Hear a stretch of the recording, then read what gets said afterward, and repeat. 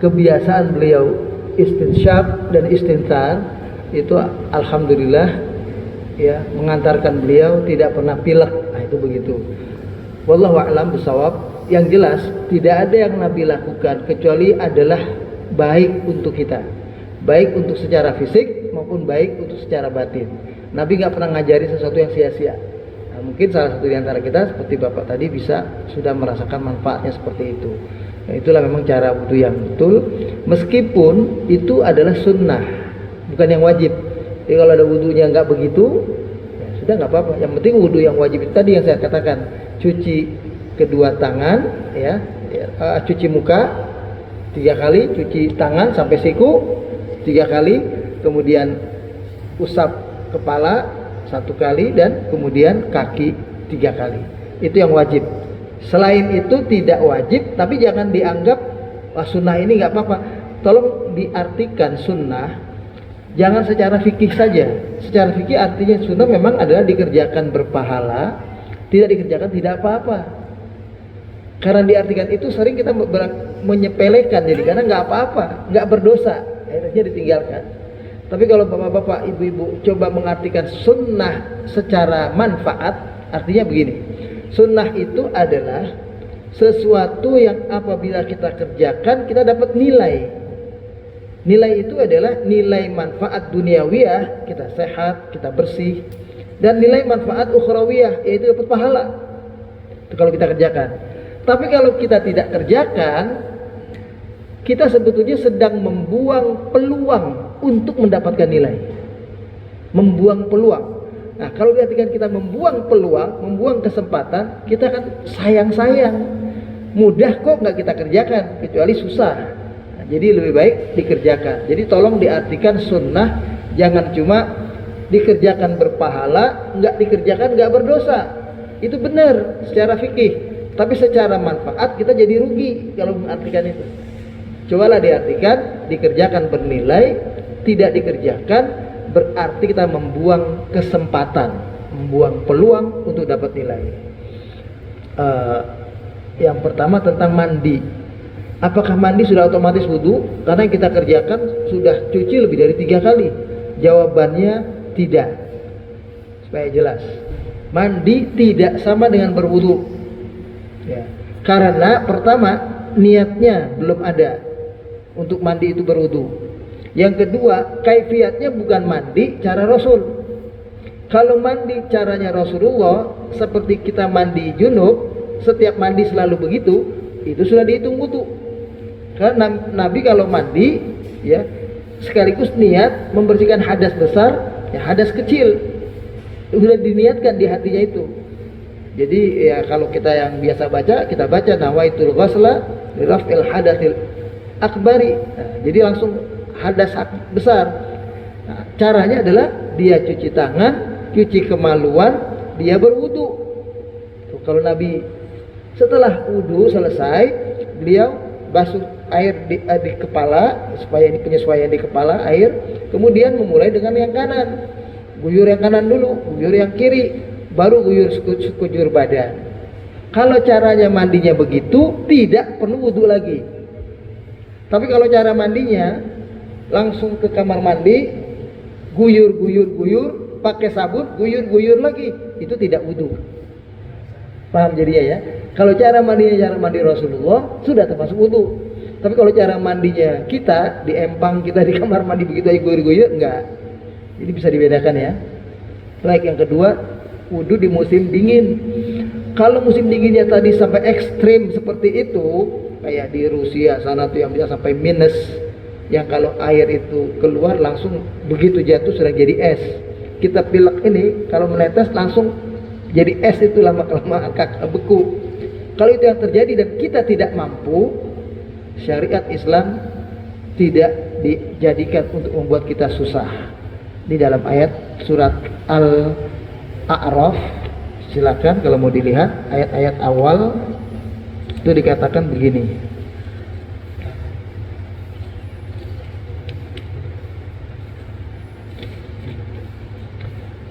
A'udzubillahi minasyaitonirrajim. Kitabun unzila ilaika fala yakun fi sadrika harajun mimma litundira bihi wa dzikra lil mu'minin. Kitab Al-Qur'an ini sebagai syariat maupun hadis-hadis Nabi diturunkan bukan untuk membuat dirimu susah, wahai Rasul. Jadi agama ini bukan untuk menjadi beban. Tapi ketika kita awal-awal mengerjakan terasa beban, itu wajar.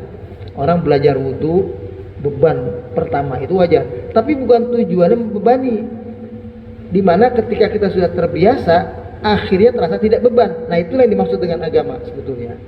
Hanya awalnya terasa beban bagi yang belum terbiasa.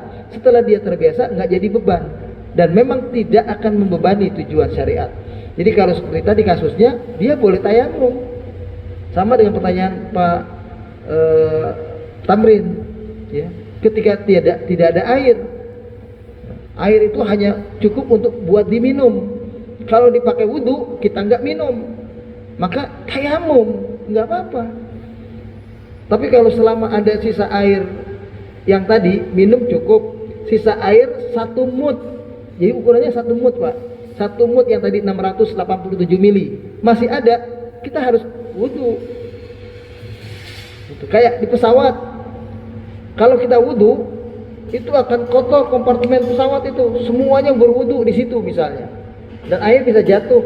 Sedangkan air kalau jatuh, bedanya ya, kalau kamar mandi rumah kita, kalau ada air di kamar mandi basah tinggal kita lap. Kelistrikan di pesawat, kalau ada koslet pesawatnya bisa jadi musibah.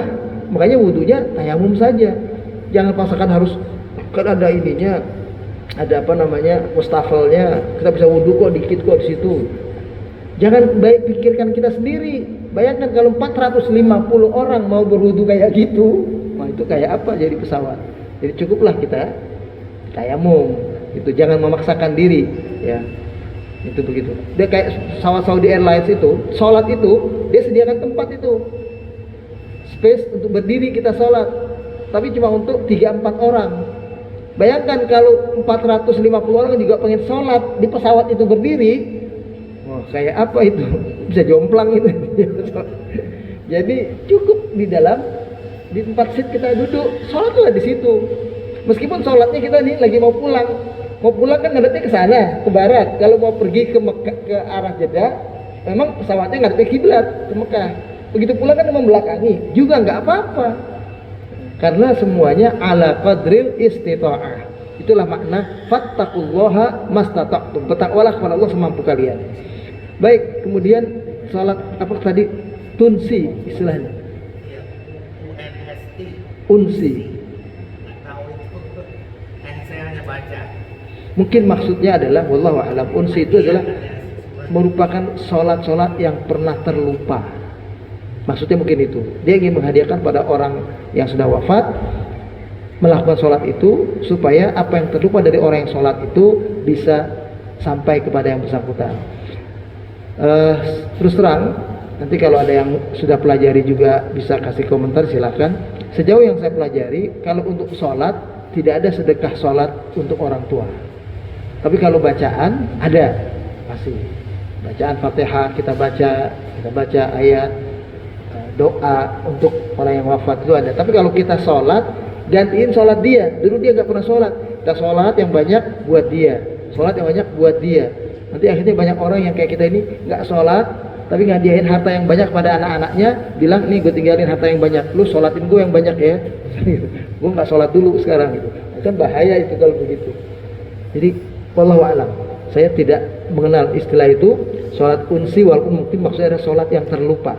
Unsi tadi bang bilang hurufnya alif, iya UNS, iya nah itu dari nasiya yansa atau ansa yunsia, itu mungkin maksudnya sholat yang terlupa, mungkin maksudnya mereka ya, wallahu a'lam. Tapi saya belum pernah dengar istilah sholat sedekah, dan belum pernah ini dibahas oleh ulama sebagai hal khilafiyah sekalipun. Jadi ya lebih baik berhati-hatilah ya, karena ibadah ini harus ada tuntunan. Kemudian apalagi tadi yang ketiga, oh ya, untuk terlarang ya. Baik, kalau kita baru datang ke masjid, selama bukan waktunya iqamah untuk sholat, boleh sholat sunnah tahiyatul masjid. Kalau hari Jumat batasnya adalah khutbah. Kalau sedang khutbah sebisa mungkin tidak sholat. Walaupun Nabi pernah meminta kita waktu khutbah itu disuruh sholat. Makanya waktu sholat Jumat azan dikumandangkan, kita masih boleh sholat sunnah. Makanya beda dengan kalau sholat lain, azan di waktu sholat lain, azan dikumandangkan kita nunggu dulu sampai azan selesai baru sholat. Tapi kalau di hari Jumat azan sedang dikumandangkan, sholatlah sebelum khatib naik mimbar. Karena kalau sudah khatib naik mimbar, sebetulnya kita sebaiknya tidak lagi melakukan sholat, kecuali sholat tadi, yaitu sholat baru datang. Kalau kita belum sholat. Yang dimaksud mungkin gini Pak Ustadz, misalnya menjelang maghrib baru datang sholat tahiyat masjid. Kemudian Idul Fitri atau Idul Adha sebelum dimulai dia datang setelah sholat subuh baru hadir sholat sunnah tahiyat. Itu yang dimaksud Pak Ustaz. Begini ya, memang ada 3 waktu yang dilarang betul kita untuk sholat. Saat matahari terbit, ketika terbit ya, bukan sesudah terbit. Makanya nanti kita kerjakan ini sesudah matahari terbit, bukan saat terbit. Saat matahari zawal itu proses di tengah. Yang kalau sudah sampai zawal itu berarti matahari di atas kepala kita persis. Kemudian yang ketiga, ghurubus syams, matahari terbenam. Itu maksudnya adalah waktu itu kita tidak boleh melakukan sholat sama sekali, ya, nggak boleh sholat. Kecuali tadi kalau betul-betul kita baru datang dan kita melakukan sholat itu azan belum dikumandangkan. Kalau sudah azan dikumandangkan atau kita lihat muazin udah siap-siap udah itu jangan sholat. Tapi kalau masih ada waktu sekitar 5 menit, 10 menit masih bisa kita sholat untuk sholat tahiyatul masjid. Karena tahiyatul masjid itu seperti sholat sunat mutlak, waktunya tidak terbatas kapan saja. Ya, itu begitu. Kecuali tadi sudah akan dimulai sholat. Makanya sebagian ulama menghukumkan makruh sholat itu kira-kira seperempat jam sebelum azan dikumandangkan. Makruh sholat itu ketika 3 waktu tadi, waktu zuhur, waktu maghrib, dengan waktu matahari akan terbit. Makanya kita ada pahala sholat seperti matahari terbit, yakni sesudah terbit. Ada dilarang sholat saat mulai terbit. Ada makruhnya sholat ketika kita sholat sebelum terbit. Nah, itu begitu. Bahkan sebagian ulama kalau kita cuma di masjid tiba-tiba sholat sunnah habis subuh, ya gak ada tuntunan malah itu. Kita pun kalau ingin mendapatkan pahala karena kita terlambat datang ke masjid, belum sempat sholat sunnah qabliyah subuh, itu pun kalau mau dikerjakan sesudahnya sebaiknya di rumah supaya tidak menimbulkan fitnah. Kok ada yang sholat sunnah sesudah sholat subuh berjamaah? Nah, itu kan begitu. Itu padahal memang tidak ada tuntunan sama sekali sholat sunnah.